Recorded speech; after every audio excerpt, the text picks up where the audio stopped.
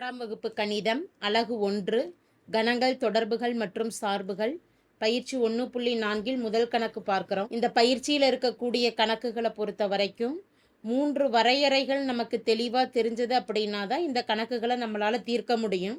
அந்த வரையறைகளை முதல்ல பார்த்துட்டு அதுக்கடுத்து இதற்குண்டான தீர்வை பார்க்கலாம். முதல் வரையறை என்ன அப்படின்னா பிரதிபலிப்பு, அதாவது ரிஃப்ளெக்ஷன்னு சொல்லுவோம். ஒரு சார்பு அப்படின்னா y = f(x)ன்னு குறிப்பிடுவோம்.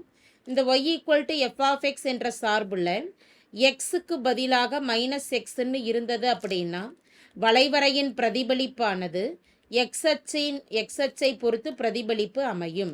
வளைவரையின் பிரதிபலிப்பு எக்ஸ் அச்சினை பொறுத்து அமையும். அடுத்து y = f(x) என்ற சார்பு வெளிப்புறமாக ஒரு மைனஸால பெருக்கப்பட்டு இருந்தது அப்படின்னா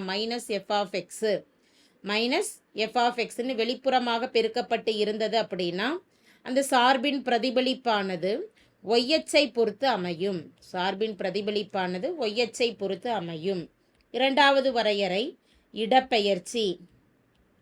இடப்பெயர்ச்சி அப்படிங்கிறப்ப அதே y = f(x) என்ற சார்பு இந்த சார்புல இருக்கக்கூடிய எக்ஸ் உறுப்போட ஏதேனும் ஒரு மிகை மாறிலி கூட்டப்பட்டு இருந்தது அப்படின்னா x+c என ஒரு மிகை மாறிலி கூட்டப்பட்டு இருந்ததுன்னா இங்கே c என்பது > 0. அப்போ சார்பின் வளைவரையானது எப்படி அமையும் அப்படின்னா ஏற்கனவே இருக்கக்கூடிய வளைவரையானது +c. இப்போ மதிப்பு அதிகமாகும். அதிகமாகிறப்ப இங்கே ரிவர்ஸில் ஞாபகம் வச்சுக்கணும். அப்போ +c ஒரு மதிப்பு கூட்டப்பட்டு இருந்தது அப்படின்னா வலது பக்கமாக அந்த சார்பு இடப்பெயர்ச்சி அடையும். அதாவது அதிகமாச்சுன்னா வலப்பக்கம் வரும். அப்போ இங்கே ஆப்போசிட்டில் வைக்கிறோம் அப்படின்னா இடப்பக்கமாக எத்தனை அலகுகள் கூட்டப்பட்டிருக்கோ அத்தனை அலகுகள் இடப்பெயர்வு நடைபெறும். எந்த பக்கமாக? இடப்பக்கமாக நகரும். ஏற்கனவே இருக்கக்கூடிய வரைபடம் எப்படி இருக்கோ அது இடப்பக்கம் நகரும். இதே y = f(x) என்ற சார்போட ஏதேனும் ஒரு மதிப்பு கழிக்கப்பட்டு இருந்ததுன்னா அப்போ இதனுடைய ரிவர்ஸ் அப்படி கழிச்சதுன்னா குறையும். அப்போ வலது பக்கம் சிங்கிறது > 0 தான். வரைபடமானது எப்படி நகரும்னா வலப்பக்கம் எத்தனை அலகுகள் கூட்டப்பட்டிருக்கோ அத்தனை அலகுகள் நகரும். y = f(x) என்று சார்போடு ஏதேனும் ஒரு மாறிலி சார்பு அப்படியே இருந்து தனியாக ஒரு கான்ஸ்டன்ட் நம்பர் மட்டும் ஒரு மாறிலி மதிப்பு மட்டும் கூட்டப்பட்டு இருந்தது. அந்த மாறிலி மதிப்புங்கிறது ஒரு மிகை எண் தான். ஒரு மதிப்பு கூட்டப்பட்டு இருந்ததுன்னா வரைபடமானது மேல் நோக்கி எத்தனை அலகுகள் கூட்டப்படுதோ அத்தனை அலகுகள் நகரும். மேல் நோக்கி நகரும். y = f(x) சார்புடன் ஒரு மிகை மாறிலி தனியாக கழிக்கப்பட்டு இருந்தது அப்படின்னா d > 0 கீழ்நோக்கி வரைபடமானது நகரும். கீழ்நோக்கி நகரும். அடுத்து மூன்றாவது வரையறை. மூன்றாவது வரையறையானது சுருங்குதல் அல்லது விரிவடைதல். சுருங்குதல் அல்லது விரிவடைதல்.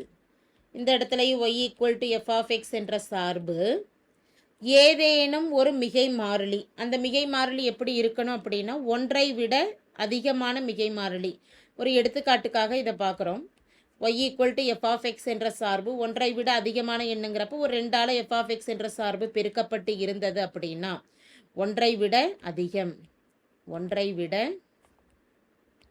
அதிகமான ஒரு எண்ணால் பெருக்கப்பட்டு இருந்ததுன்னா எக்ஸ் அச்சை விட்டு விலகும், y அச்சை நெருங்கும். இப்போ எக்ஸ் அச்சை விட்டு விலகும், y அச்சை விட்டு நெருங்கும், y அச்சை நோக்கி நெருங்கும். இந்த மாதிரியான வரைபடம் நமக்கு கிடைக்கும். அப்போ y அச்சை பொறுத்து சுருங்கும்னு சொல்லலாம், y அச்சை பொறுத்து சுருங்கும்னு சொல்லலாம், எக்ஸ் அச்சை பொறுத்து விரிவடையுதுன்னு சொல்லலாம். அடுத்து ஒரு குறை மதிப்பு, அதாவது ஒன்றை விட சிறிய மதிப்பு 1/2, 3/2, 1/2, 2/3 இந்த மாதிரி ஒன்றை விட சிறிய எண்ணால் சார்பானது பெருக்கப்பட்டு இருந்தது அப்படின்னா ஒன்றை விட குறைவான எண்ணால் பெருக்கப்பட்டு இருந்ததுன்னா வரைபடமானது எக்ஸ் அச்சை நோக்கி நெருங்கும், y அச்சை விட்டு விலகும். இது போல் கொடுத்துடலாம். இப்போ இந்த 3 வரைவரைகளும் மூன்று வரையறையும் தெளிவாக தெரிஞ்சது அப்படின்னா தான் இந்த பயிற்சியில் இருக்கக்கூடிய கணக்குகளை நம்ம பார்க்க முடியும், தெளிவாக போட முடியும். முதல் கணக்கில் என்ன கேட்டிருக்கு, equal to minus x cube. Y equal to minus x cube என்ற வளைவரை வரைகிறோம் அப்படின்னா சார்பு எக்ஸ் கியூப் ஆனது எக்ஸ்க்கு பதிலாக மைனஸ் எக்ஸ்ன்னு பிரதியிட்டோம் அப்படின்னா நமக்கு மைனஸ் எக்ஸ் கியூப்னு வரும். இதில் ஒய்க்கு பதிலாக, அதாவது ஒய் ஈக்குவல் டு எக்ஸுக்கு பதிலாக மைனஸ் எக்ஸ்ன்னு பிரதியிட்டு ஹோல் கியூப்னாலும் மதிப்பு மைனஸ் எக்ஸ் கியூப்னு தான் வரும். இல்லை எக்ஸ் கியூபை ஒரு மைனஸால் பெருக்கிக்கிட்டோம் அப்படின்னாலும் மதிப்பு நமக்கு மைனஸ் எக்ஸ் கியூப்னு தான் வரும். எனவே இந்த வளைவரையானது எக்ஸ் அச்சை பொறுத்தும் பிரதிபலிப்பு அமையும், ஒய் அச்சை பொறுத்தும் பிரதிபலிப்பு அமையும். இதற்கான வரைபடம்னு பார்க்கப்பட்டிருக்கக்கூடிய வளைவரை ஒய் ஈக்குவல் டு எக்ஸ் கியூபை முதல்ல வரைஞ்சிடலாம். புள்ளிகள் குறிக்கணும்னு அவசியம் இல்லை, தேவைப்பட்டால் புள்ளிகள் குறித்து வரைஞ்சிக்கலாம். ஒய் ஈக்குவல் டு எக்ஸ் கியூபில் எக்ஸுக்கு -1ன்னு கொடுக்குறப்ப ஒய்யின் மதிப்பு -1 தான். எக்ஸுக்கு 0 எனும் பொழுது ஒய்யின் மதிப்பு 0, எக்ஸுக்கு 1 எனும் பொழுது ஒய்யின் மதிப்பு 1. இதற்கான வரைபடம் இந்த வளைவரை கொடுத்துட்டோம். நமக்கு இந்த முதல் சப்டிவிஷனில் தேவையான வளைவரையானது y equal to minus x cube. So minus x கியூபில் எக்ஸுக்கு -1ன்னு பிரதியிட்டோம்னா மதிப்பு +1ன்னு கிடைக்கும். -1 ஹோல் கியூப் -1, வெளியில் இருக்கக்கூடிய மைனஸால் பெருக்கிறப்ப -1ன்னு கொடுக்குறப்ப மதிப்பு +1, 0ங்கிறப்ப மதிப்பு 0 தான். +1 அப்படின்னு கொடுத்துட்டோம்னா மதிப்பு -1ன்னு வரும். இப்போ இந்த புள்ளிகள் வழியாக செல்கிற மாதிரி வரைபடம் வரைஞ்சிட்டோம்னா ஆட்டோமேட்டிக்காக இதனுடைய பிரதிபலிப்பு, இப்போ ஒய்யச்சை பொறுத்து பிரதிபலிப்புன்னா ஒய்யச்சின் வலப்பக்கம் என்ன இருக்கோ அதே போல் இடப்பக்கம் வளைவரை வரும். இதை வரைஞ்சிட்றோம். அடுத்தது பார்க்குறப்ப ஒய்ய கீழ்ப்புறம் 3ஆம் கால் பகுதியில் என்ன இருக்கோ அதே போல் அதனுடைய பிரதிபலிப்பு தான் 4ஆம் கால் பகுதியில் அமையும். 4ஆம் கால் பகுதியில் அந்த வரைபடத்தின் பிரதிபலிப்பை வரைஞ்சிக்கிறோம். ஸோ இந்த முதல் வளைவரையானது y equal to x cube என கொடுக்கப்பட்டு இருக்கக்கூடிய வளைவரை. அடுத்தது y equal to minus x cube என இரண்டாவது வளைவரை. இதற்கான தீர்வை எழுதிடலாம்.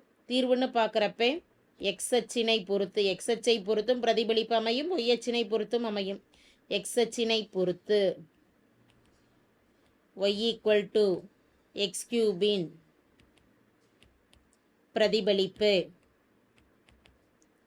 y equal to minus x cube ஆகும்.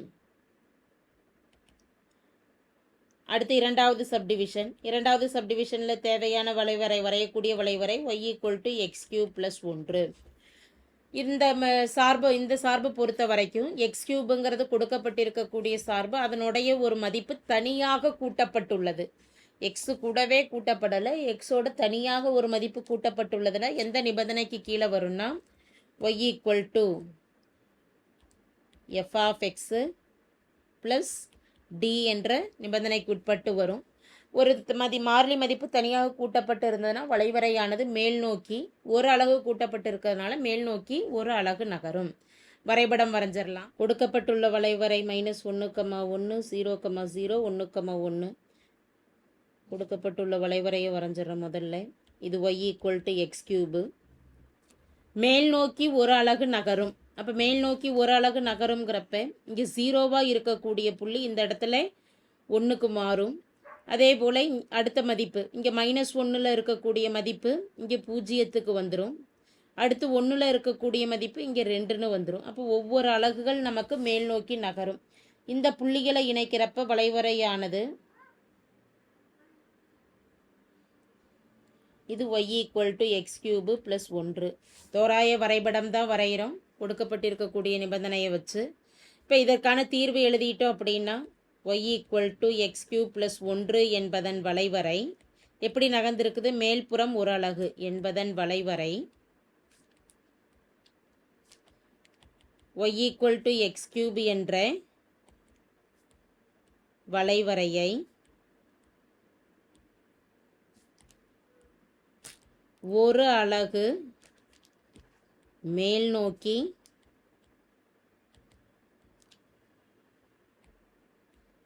நகர்த்த கிடைக்கப்பெறுவது ஆகும். மூன்றாவது சப்டிவிஷனில் வரையக்கூடிய வளைவரையானது y equal to x cube -1. இரண்டாவது சப்டிவிஷனில் பார்த்தது போல தான் இது எந்த நிபந்தனைக்கு உட்பட்டு அமையுது அப்படின்னா y equal to f of x தனியாக ஒரு மாறிலி மதிப்பு கழிக்கப்பட்டிருக்கு. அப்போ தனியாக ஒரு மாறிலி மதிப்பு கழிக்கப்பட்டிருந்ததுன்னா வளைவரையானது கீழ் நோக்கி ஒரு மதிப்பு கழிக்கப்பட்டிருக்கிறனால கீழ் நோக்கி ஒரு அலகு நகரும். எனவே இந்த சமன்பாட்டுக்கான வளைவரை y equal to x cube என்ற வளைவரை வரைஞ்சாச்சு. இப்போ இது கீழ் நோக்கி ஒரு அலகுகள் நகரும் அப்படிங்கிறதுனால ஜீரோவில் இருக்கக்கூடிய மதிப்பானது மதிப்பானது கீழ்ப்புறம் ஒரு அலகுங்கிறப்ப -1க்கு இறங்கும். ஸோ அடுத்த மதிப்புன்னு பார்க்குறப்ப இங்கே +1 இருக்கிறது 0க்கு வரும். -1 இருக்கக்கூடிய மதிப்பு புள்ளியானது அடுத்து -2க்கு வரும். ஸோ 0 கீழ் நோக்கி ஒரு அலகுகள் நகரும். இதற்கான வரைபடம் வரைஞ்சிடலாம். y equal to x cube -1. தீர்வு y equal to x cube -1 என்பதன் வளைவரை y equal to x cube என்ற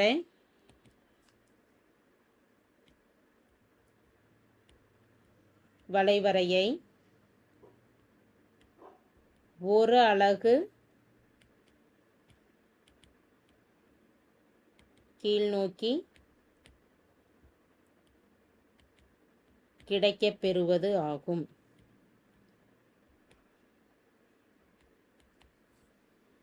அடுத்து 4வது சப்டிவிஷனுக்கு வரோம். 4வது சப்டிவிஷனில் கொடுக்கப்பட்டிருக்கக்கூடிய வளைவரையானது y equal to X plus 1 whole power 3.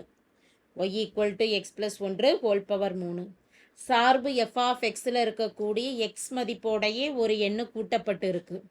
So அந்த சார்புக்குள்ளேயே ஒரு மதிப்பு கூட்டப்பட்டு இருந்தது அப்படின்னா வளைவரையானது அதாவது வரைபடமானது இடது பக்கமாக எத்தனை அலகுகள் ஒரு மதிப்பு கூட்டப்பட்டு இருக்கிறதுனால இடது பக்கமாக ஒரு அலகு நகரும். இப்போ கொடுக்கப்பட்டிருக்கக்கூடிய இதற்குண்டான நிபந்தனை என்னென்னா y equal to f of x சார்புடனாய் ஒரு மாறிலி மதிப்பு கூட்டப்பட்டு இருந்ததுன்னா இடப்பக்கமாக நகரும். y equal to x cube என்ற வளைவரையை வரைஞ்சிட்டோம். இடது பக்கம் ஒரு அலகு நகரும் என்பதால் 0வில் இருக்கக்கூடிய புள்ளியானது இடது பக்கமாக ஒரு அலகுங்கிறப்ப -1க்கு வரும். அடுத்தது -1ல் இருக்கக்கூடிய மதிப்பு இடது பக்கம் எனும் பொழுது -2க்கு நகரும். +1 இருக்கக்கூடிய மதிப்பானது இடது பக்கமாக வரும் பொழுது இங்கே 0க்கு வந்துடும். 1ல் இருக்கக்கூடிய மதிப்பு 0க்கு வந்துடும். இந்த புள்ளிகளை இணைச்சு வளைவரை வரைகிறோம். அப்படிங்கிறப்ப இது y equal to X plus 1 whole power 3 என்ற வளைவரை ஆகும். இந்த வளைவரைக்குண்டான தீர்வுன்னு பார்க்குறப்ப y equal to X plus 1 whole power 3 என்ற சார்பின் வரைபடம் y ஈக்குவல் டு எக்ஸ் கியூபை ஒரு அலகு கிடைமட்டமாக இடப்பக்கம் நகர்த்தி கிடைக்கும் சார்பு ஆகும். தேங்க்யூ.